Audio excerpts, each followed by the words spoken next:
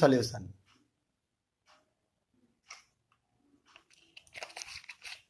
দেখো সলিউশনটা যোগ করবার পর কপার সালফেটের যে প্রেসিপিটেটের মতো পড়লো, যেটা কিউপ্রিক হাইড্রক্সাইড, তার কিন্তু কালারটা আস্তে আস্তে দেখো চেঞ্জ করছে।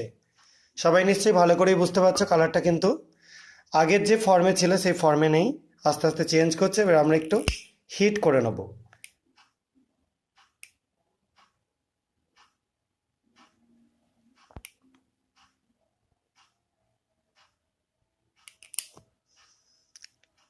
এবার একটা গ্লাস রড দিয়ে একটুখানি জাস্ট নাড়িয়ে নিচ্ছি। দেখো, দেখতে পাচ্ছ কালারটা পুরোপুরি চেঞ্জ করে গেল।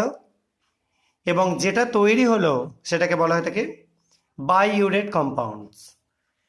প্রোটিনকে কনফার্ম করবার জন্য একদম দারুণ সুন্দর একটা কনফার্ম